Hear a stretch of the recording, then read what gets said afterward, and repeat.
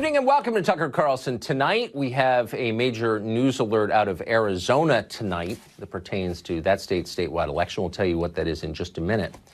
But first up, for the second time in living memory, there is an election recount crisis in the state of Florida tonight. Just last week, as you'll remember, Republicans Rick Scott and Ron DeSantis defeated Democrats Bill Nelson and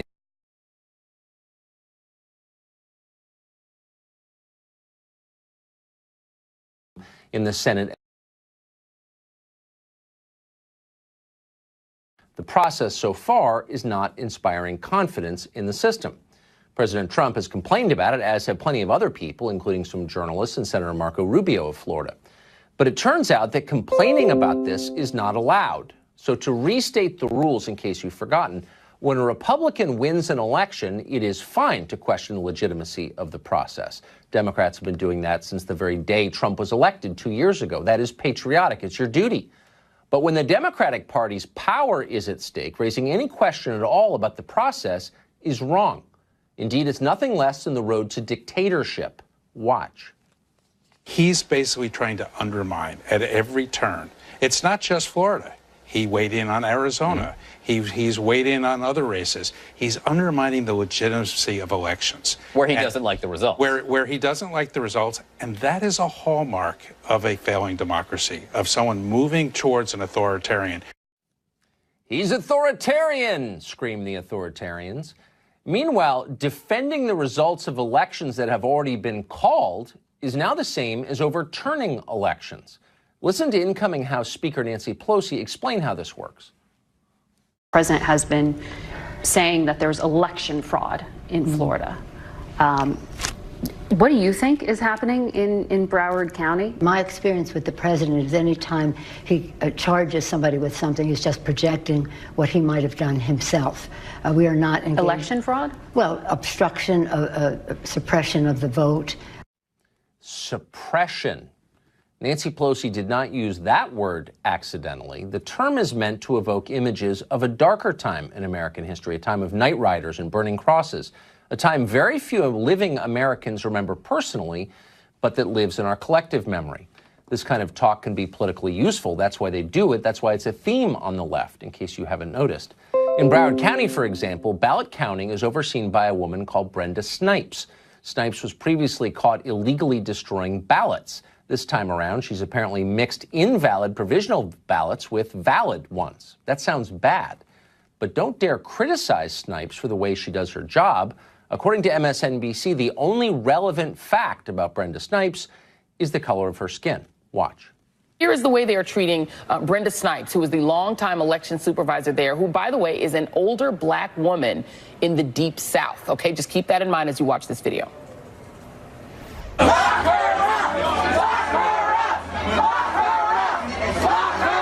If you look at the person, in this case a woman, involved, she has had a horrible history. So in case you're wondering what demagoguery looks like, you just saw it. But why now? Why are they doing this now? Democrats are acting like they've been robbed of power somehow. And yet in elections just last week that all of us saw, Democrats gained power. They retook the House of Representatives after 8 years. They added several governorships. They nearly broke even in the Senate. That was not enough, though. They want more, and they will use any means necessary to get it. In Palm Beach County, the county canvassing board disqualified a vote because it was cast by a non-citizen. Non-citizens are not allowed to vote in federal elections. It is illegal. It also never happens in this country, ever. We're told that again and again, and anyone who disagrees is racist. But in this case, it actually did happen. Nobody disputes that. The Democrats' response to this happening? Attorneys for Gillum and Nelson said the vote should not be disqualified. They objected to the disqualification because the only thing that matters to them in the end is winning.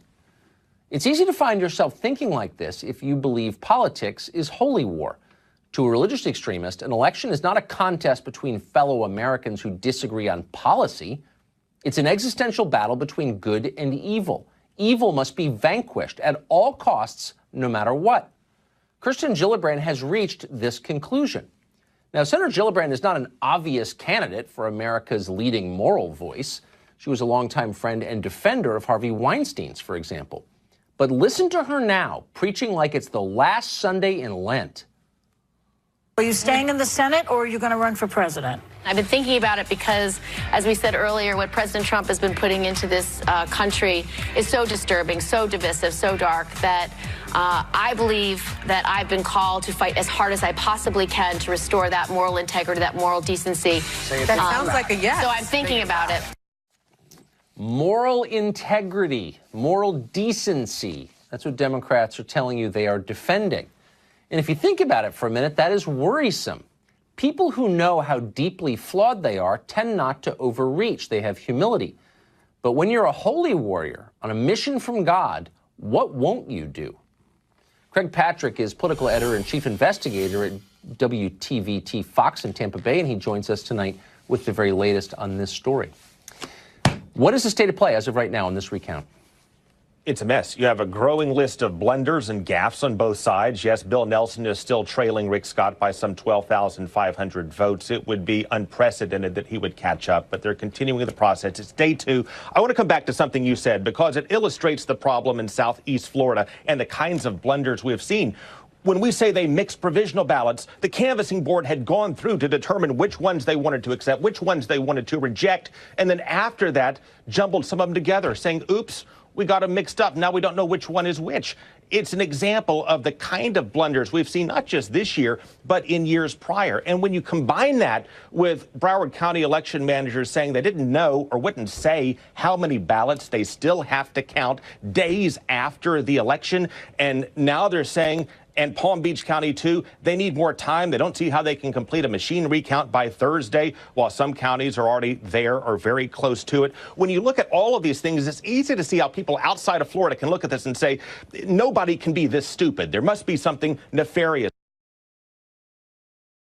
Have covered Florida for some length of time say, have you met the election managers in South Florida? That operation has been a rolling calamity for years, mistake after mistake, and it takes something like 3 different statewide races being affected for it to rise to the level that it currently has and get the scrutiny that it deserves. And at the same time, this is playing out in the Democratic strongholds. You now have a controversy in North Florida, in Bay County, a Republican stronghold where the election supervisor there decided to allow email voting because you had victims of Hurricane Michael, wanted to make it as easy as he possibly could for people to vote. The problem is that was not included in the governor's executive order to loosen some of the restrictions. So Democrats are looking at this and saying, if you're looking for evidence of illegal voting activity, look to North Florida, not to Southeast Florida. And with that, you're getting this tit for tat. And they're saying, look, had that same courtesy been extended of email voting statewide, the results could have been different. So you're getting a lot of woulda, coulda, shoulda, and it's coming from both sides. Lawsuits are flying. And this is just day 2 of the recount. Much more to come. That's an amazing report. Craig, thank you very much for that. Thank you. Katherine Harris was, of course, a figure from history. She was the Secretary of State in Florida during the 2000 presidential recount, and she joins us tonight. Katherine Harris, thanks very much for coming on tonight. So, Tucker, thank you for having me. For those of us who are not familiar with the intricacies of election law, the most basic question first, how could thousands of uncounted ballots appear after the polls close?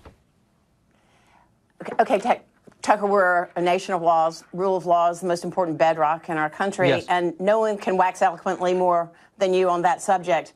But the most important aspect of these elected supervisors of elections in each county, I think we have a basic expectation that they're going to operate with courage and integrity. Funny that you have to say courage when following the law, but this is a critical issue that they follow the law as it's written, not as they want it to be. And so how ballots show up late, they're going to have to explain that because there's a chain of custody. All those issues will come up as a result. But having watched this very carefully, and no one's watched it more carefully than you have, does that produce alarm bells in your head when you see someone show up in what appears to be a settled election with a box of ballots saying these haven't been counted? Do you wonder, what is this? Of course you do. Of course you do. And that all is supposed to be recorded, documented. There were supposed to be updates during the course of the election and certainly afterwards that Palm Beach and Broward have failed to perform. So what's going to happen is there are laws that must be followed. There are laws according to who is an eligible voter.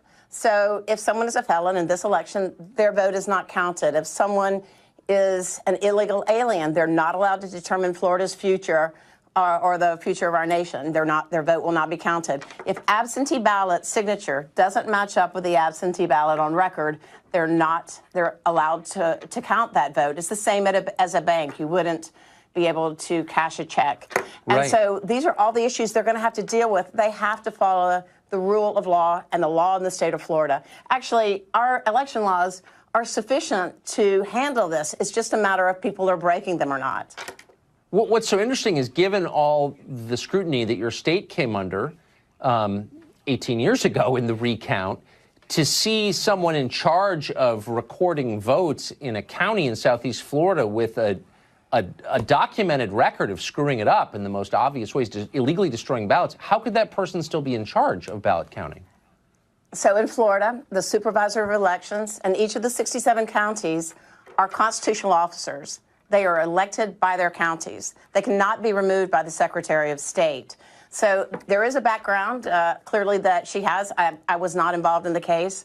Right. But only the governor can remove her for cause for those actions.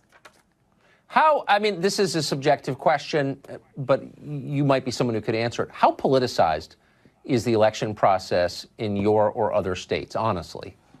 So honestly, as Secretary of State, when I was there, you have the media, you have your different parties that are so active, but the Office of Secretary of State in Division of Elections was not politicized. In fact, we shut it down. Republican operatives or Democrats could not come in. We met with the heads of both party initially, and then we actually hired a Democrat constitutional lawyer to come in and advise our attorneys in-house to make sure that we were following the letter of the law. We made certain that the process was going to follow the law. That was our only safe harbor. And my encouragement or my advice to these supervisors of elections would be that they must follow the law. No matter what they do, half the people are going to be very unhappy with them. But their only safe harbor is to follow the law. Catherine Harris, it must give you vertigo to watch all this. I bet you're glad you're not involved this time around. Well, Thank you. It does seem like deja vu all over again, Tucker. I can't even imagine. Thank you for joining us tonight. I appreciate it. Thank you. I appreciate it. Another man whose name you will recognize if you followed the history of this stuff, Kendall Coffey. He served as Al Gore's attorney during the 2000 recount. Harmeet Dillon serves on the board of the Republican National Lawyers Association, and both of them join us tonight. Thank you both very much for coming on. Kendall Coffey, first to you. There may be something that is missing in the translation here, but you have what appeared to be a pretty straightforward case of ineligible voting in Florida, where someone who was not a U.S. citizen voted in a federal election, and the lawyer, both for the Democratic candidate for governor and the Democratic candidate for senator, both of them objected to disqualifying that vote. On what grounds would they do that? No grounds. It was a bad idea. It certainly wasn't embraced by the legal teams, much less by the candidates. When you get thousands of volunteers happening in a case, some of them are going to say things they never should have said.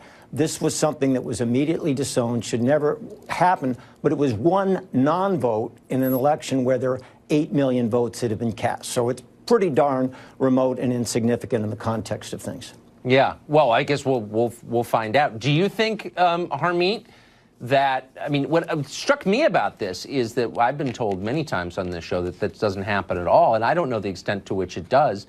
Does it happen a lot? Should we be worried about the integrity of our elections? Oh, of course we should. I think this example shows it, and the Democrats are employing a scorched earth policy here. I mean, they reflexively think every vote should be counted, whether it is legally cast, legally received, legally matches up with the signature on record or the county on record or not. And that's not what our system of laws is, as Catherine Harris just mentioned. Just as an example, Tucker, in Arizona, in the election that was just concluded, there were 1,470 registrations by aliens in just one county there. So those are people who signed up and said, I want to vote in this election. That's one county. That absolutely happens all over the country. And it is a serious issue that Democrats don't want us looking into, because most of those votes are going to be going that way. So, Kendall Coffey, I think that every valid vote should be counted, and I think we should do all we can to make sure that every vote is counted. Obviously, that's democracy. But what is the answer to the question, where do these votes come from after the polls have closed? And we think all the votes have been counted, and then somebody shows up with a box and says, here are new votes. Shouldn't we find out why those votes weren't counted? What is that, I guess, is my question. There should be an explanation. I think what the supervisors will say is they're running around all day in a very intense election trying to deal with things. A lot of ballots come in on the day of election by 7 p.m. There's a huge amount of late-breaking interest in this midterm and a lot of late-arriving ballots. Could it have been handled? Should it have been handled better in terms of informing the public about the status of votes? Absolutely. But the reality is that Broward got their votes in on time Saturday. We have a recount process that was created by Republican legislators, rules for recounting that are very well specifically drawn by Republican administrations, and a state supervisor of election and secretary of state that have been Republican appointees for the last 20 years. And yes, they've been paying attention to Brenda Snipes and every part of this election. So, but I want to ask you about that, Harmeet. Brenda Snipes is a name I have not heard before, and I'm not here to attack Brenda Snipes, but I wonder when any question about Brenda Snipes' handling of this is dismissed as a racial attack, I wonder maybe if that's not, a diversion designed to get us not to pay attention to what Brenda Snipes is doing. Do you think there's cause for concern in that specific case? Tucker, I am here to attack Brenda Snipes. She absolutely deserves to be attacked, and her behavior here has been outrageous, cavalier. It required a court order to allow reporters and observers back in to watch the counting there. Contrary to what Kendall just said, they actually did try to count ballots after Saturday noon deadline, so they have attempted to do that. They have mixed in ballots. They have been observed filling in circles in her county of undercount ballots as well. So I think her behavior is outrageous. I'm wondering why, given this repeated pattern of conduct, the United States Department of Justice, Civil Rights Division, Election Section has not opened up an investigation into this. I mean, this is a repeated pattern of behavior there. And, just like you said, with regard to her gender and her race being pointed out, the same exact arguments are being used in Georgia on behalf of Stacey Abrams. Like, oh, why would you attack her and question her? She's a woman of color. What does that have to do with it? It has zero to do with it. And the Democrats are really kind of undermining their own arguments with these silly appeals to labels. Well, these ultimately seem like math questions, and I hope we can solve them in a rational way. Thank you both very much for that. I appreciate it. You're welcome. Thanks, Tucker. We've got a Fox News alert for you, Glenn. Republican Martha McSally has conceded the Senate race in Arizona, the one that she thought she won. The new senator from that state will be Kyrsten Sinema. McSally led on election night, but a surge of late-counted votes carried Sinema to the lead. Independent Women's Voice senior fellow Lisa Booth has been following this race since its earliest stages and joins us tonight to explain exactly what happened. Lisa Booth, what exactly, if you could bottom line what happened in this election that Martha McSally and everyone watching thought she won, but now she just conceded she's not going to be the new senator, what happened? Right, and as you mentioned, the Associated Press has called the race. She has conceded. I think the problem largely looks like Maricopa County. Maricopa County represents about 60% of the state's population. Yeah. It's Republican leading, but Sinema has actually been leading there. That's where these new votes came in from tonight that really put her over the top, which is why the Associated Press ended up calling the race. However, I would also think about the fact that Martha McSally might have a chance of trying to get elected as a senator in Arizona looking at 2020, because remember, Senator Kyle is really a placeholder for the late Senator John McCain. So she could potentially eye that race in 2020. Whoever wins that special election in 2020 would then have to run again in 2022. So she might be someone, that wants to throw her name in the hat for that race. Well, for sure. It's interesting, though. I just read an analysis, and it was on 538, not a right-wing site, that said between 2000 and 2015, every single recount statewide that changed an election result changed it in the Democrats' favor, every single one. So that doesn't prove anything, but you got to ask the obvious question. And the obvious question in this case is, Martha McSally is satisfied that this process was fair? Well, she conceded. So, it'll be interesting to see what articles or what surfaces this week, if there are any articles that, draw any attention to anything nefarious that went on in any of these counties, or particularly Maricopa County. But as of right now, she has conceded.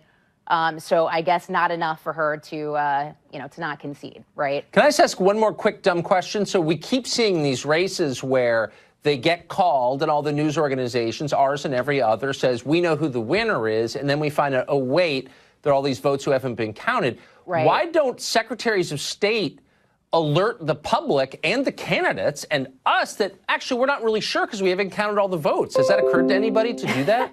That's a good point, Tucker. And we've also got that going on in Georgia right now because that race still hasn't been called. We should know more information tomorrow.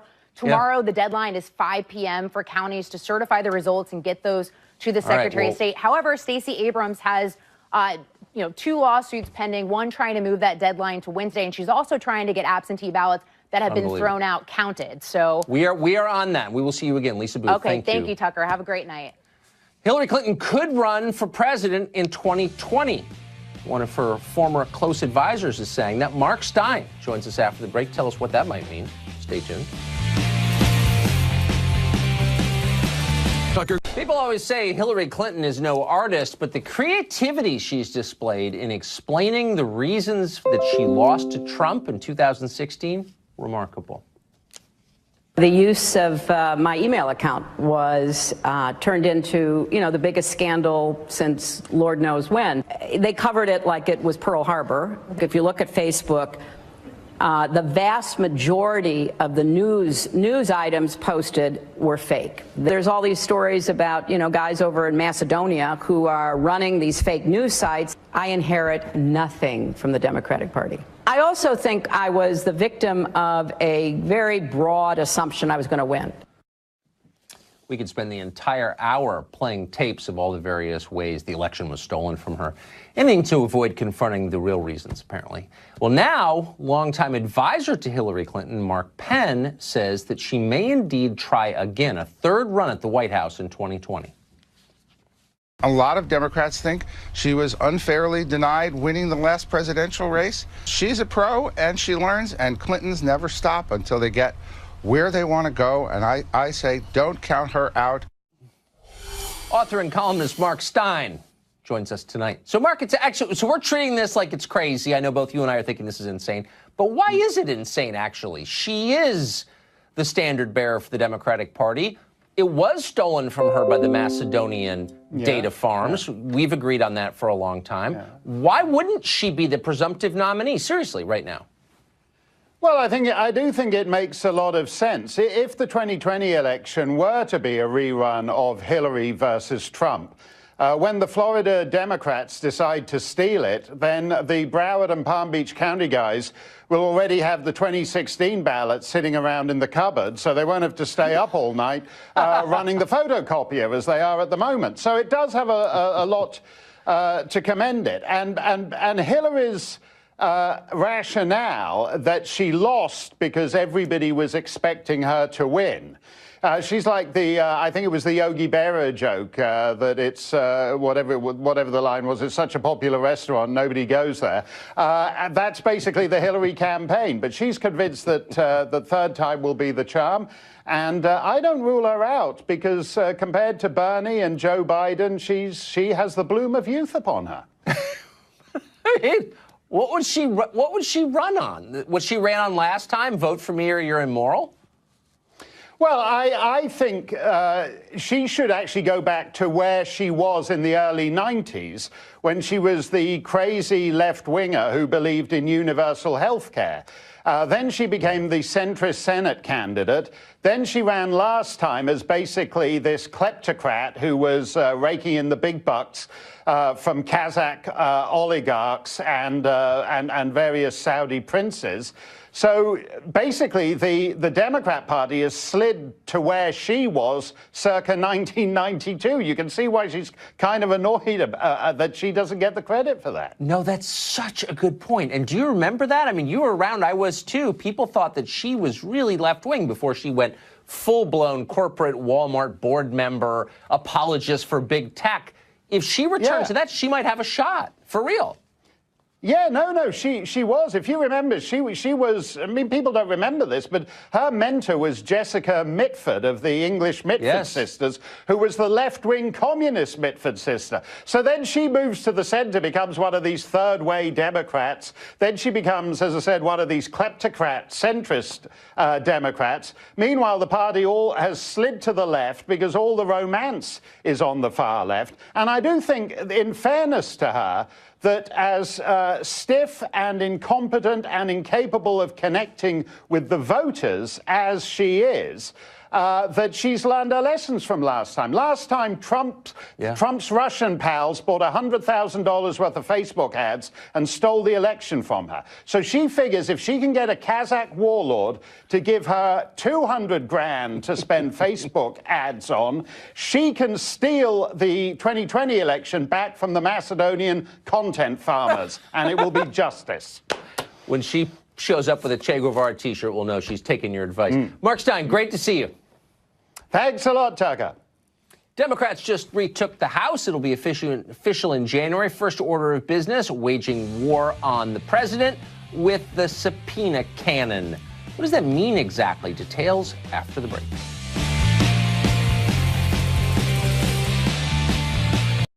Thousands have been evacuated, and the two main fires located in northern and southern California have already burned more than 200,000 acres. State officials warning the weather will make these fires even more dangerous. We're still in a red flag with the weather right now. As mentioned earlier, we're expecting up to 40-mile-per-hour winds through Tuesday. Right now, we have 20% line containment on this fire. We're going to be working all day and all night to try to increase and reinforce that containment. We'll be following with the very latest on these deadly fires throughout tonight's broadcast. Also tonight, partisan warfare over vote counts, allegations of fraud and criminal abuse of power in the efforts of election officials trying to either preserve or undercut electoral integrity, depending upon whom you hear from. Major midterm races beset by slow and irregular vote counts, recounts, and yes, even a legitimate runoff in Arizona, Georgia, and of course, Florida and Mississippi. And in 2 weeks, that runoff, it is for Mississippi's senatorial seat, where the controversial and highly imprecise supervisor of the Broward County Board of Elections chair, Brenda Snipes, herself no stranger to election nightmares, has denied any wrongdoing, despite the obvious mess she's created and the fraud that has plagued her office in the election backwaters now known as Broward County. We take up all the efforts of the radical left and their eagerness to find, create, or otherwise produce votes in these elections. RNC committeewoman from California, Harmeet Dillon, former Secret Service agent Dan Bongino, political strategist Ed Rollins, all with us here tonight. And President Trump in Europe over the weekend, where he proudly demonstrated his America First agenda, urging European allies to act like mature, responsible nations who should eagerly contribute their fair share to the defense of Europe and quit taking advantage of American generosity, or what President Trump has previously referred to as the stupidity of previous American leaders. We're getting along from the standpoint of fairness, and I want it to be fair. We want to help Europe, but it has to be fair. Right now, the burden sharing has been largely on the United States, as the president will say, and he understands that. We want to absolutely be there. We want to help. We want to be a part of it. But different countries have to also help. We'll take up the president's defense of the United States with former White House National Security Chief of Staff Fred Fleitz and former State Department advisor Christian Whiten. And our top story tonight, out-of-control wildfires continue to bear down on California. Fox News correspondent Claudia Cohen is in Paradise, California, with the very latest. The most destructive wildfire in California's history, now on track to be the state's deadliest. Apocalyptic scenes like these are from the campfire as crews search the smoking ruins in Paradise, California, finding more bodies with more than 200 still reported missing. We had an engine crew discover a body. Two of my friends right now are missing, one from Magalia, one out of Paradise. And I'm hoping it ain't one of the body counts. From the ground and the air, 8,000 firefighters are battling 3 large fires in both northern and southern California as it burns across more than 300 square miles, an area larger than the city of San Diego. The fires have destroyed some 7,000 homes and businesses. Please, dear God, let me get out of this. Numerous narrow escapes showing just how quickly these fires move. One woman taking this video as she raced against the Woolsey fire in Malibu. The flames are tearing through areas that haven't seen rain in months. Outgoing Governor Jerry Brown blaming it on climate change. This is not the new normal. This is the new abnormal. And this new abnormal will continue, certainly in the next 10 to 15 to 20 years. Meanwhile, a presidential tweet started its own political fire over the weekend as President Trump blamed the blazes on forest mismanagement and threatened to take away federal money. The presidents of two professional firefighters associations shot back, calling Trump's assertion reckless, ill-informed, and demeaning. On Sunday, the Golden State's governor also weighed in. Managing all the forests in every way we can does not stop climate change. And those who deny that are definitely contributing to the tragedies that we're now witnessing and will continue to witness in the coming years. The president took a different tone today, tweeting, quote, "The California firefighters, FEMA, and first responders are amazing and very brave. Thank you, and God bless you all." Another fire popped up near Los Angeles this morning. Crews knocked it down pretty fast, but a red flag warning indicating extreme fire danger remains in effect through Tuesday, covering almost all of Southern California. Lou? Claudia, thank you very much. Two things of note, if I may. Governor Jerry Brown is right. Proper land and forest management will not stop climate change. But that was not the president's assertion. What he said is true, that proper land and forest management will stop many of these runaway forest fires. And with due respect to the firefighter organizations that chastised the president wasn't talking to you, first of all, wasn't talking to you about forest management. Perhaps your focus should remain on fighting fires and stay the hell out of politics. Thank you, Claudia Cowan. Our other top story, the balance of power still in flux tonight in 3 states where the radical left is attacking the sanctity of our votes. In the Arizona Senate race, a dump of new mail-in ballots places Kirsten Sinema more than 32,000 votes ahead, or 1.5 percentage points ahead of the Republican Martha McSally. Around 75% of the votes right now have been cast by mail-in ballot, and traditionally that produces slow-paced election results, and this year is no exception. More than 200,000 ballots remain to be counted, and Fox News still has this race as too close to call.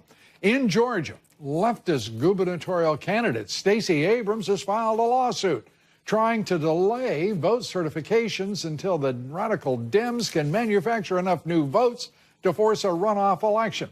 According to Abrams' campaign manager, 73% of supposedly newfound, we put those words in quotes, newly found absentee votes are going Abrams' way. What a surprise. And as of now, Republican Brian Kemp still leads with 50.3% of the vote. Barring any changes as a result of those lawsuits, Georgia's 159 counties will certify their votes tomorrow. The race expected to be called for Kemp within hours of the deadline, before being officially certified by the state next week. Which leads us to the subject of Florida and, of course, Broward County, where a recount is underway in the governor's and senatorial races. As allegations of corruption and fraud continue to fly, eyes especially focused on the 2 heavily Democratic counties of Broward and Palm Beach. Correspondent Phil Keating is in Lauderhill, Florida, with the very latest. I am urging, because of the highly public nature of this case, to ramp down the rhetoric. Despite this Broward County judge's advice, while denying Governor Rick Scott's latest lawsuit, that's not happening. Since Sunday morning, after about a 4-hour delay due to machine problems, Broward election workers have been sorting about 800,000 ballots for 30 hours, separating page 1, which has the recount races, from the rest. Once complete, the actual recounting of votes will finally begin with 12 tabulation machines, 2 extras on loan from Tallahassee.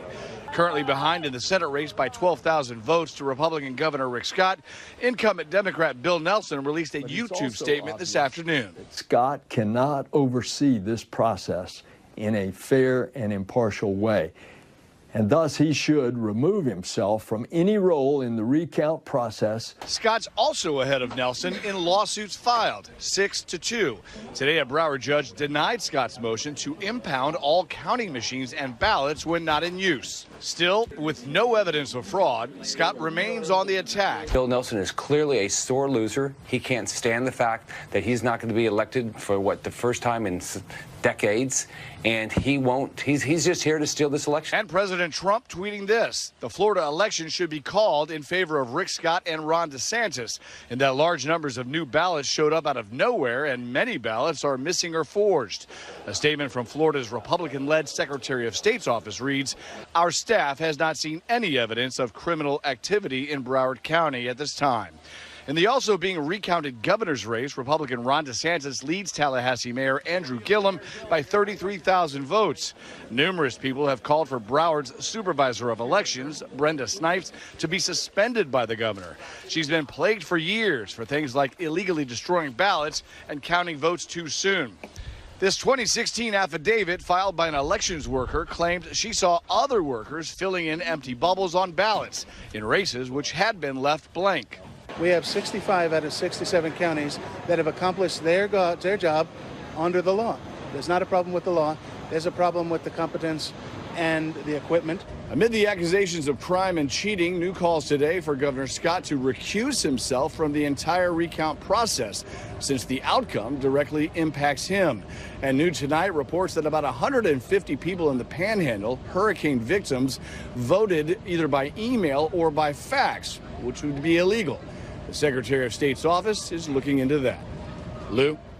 Phil, thanks very much. Phil Keating. Lots to look into in Florida, particularly in Broward and Palm Beach counties. Joining us tonight to discuss, well, the midterm elections, the votes, the counting, and some of the attempts to change the count. It appears in some places. Harmeet Dillon joins us. She's attorney, RNC committeewoman for California. Harmeet, great to have you here. Let's start with common sense and our eyes and sense of history. Broward County is the backwater of elections in this country. It is the capital of incompetence and fraud. And why in the world would both parties not have overseers, monitors all over those two places?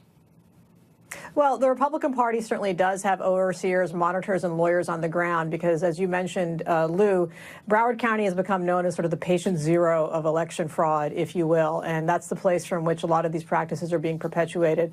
What's puzzling to me is that, the election official there has been allowed to stay in place for so many years. Jeb Bush did appoint her, but today he called for her to step aside, and now we have to struggle through this. There have been multiple lawsuits filed. Judges have weighed in. Judges have forced Broward County to allow cameras and reporters back in to observe what's going on. It's pretty amazing that you have to go to a judge to have that happen. Yeah.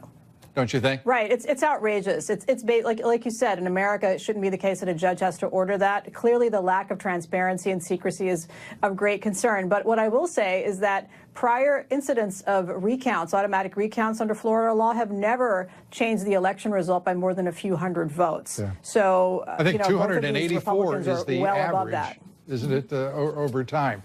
It has been the average difference in the result, which obviously would be right. If this holds to the average. So that would be less than 500 votes typically with the average. And so neither of these candidates is that close for that to be a factor, unless ballots are being manufactured, which is the allegation, and also ballots are being counted allegedly after the Saturday noon deadline to receive them. Well, so a lot of shenanigans are going on there, but ultimately I have confidence that the result is going to remain the same as it was on election night. Arizona's done, right?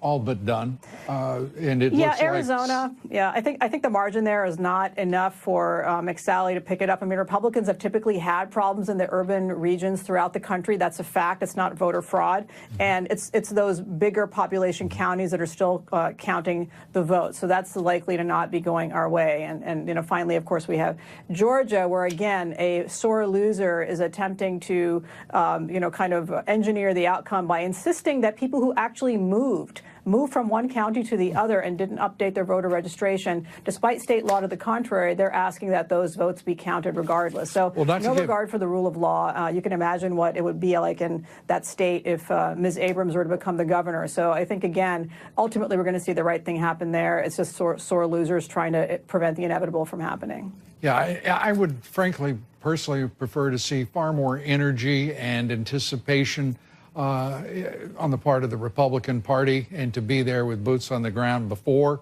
not after the election. I just, I know you guys put on a great ground game. Ronna McDaniel has been terrific, but I got to tell you, I think you guys recognize you're in electoral warfare now.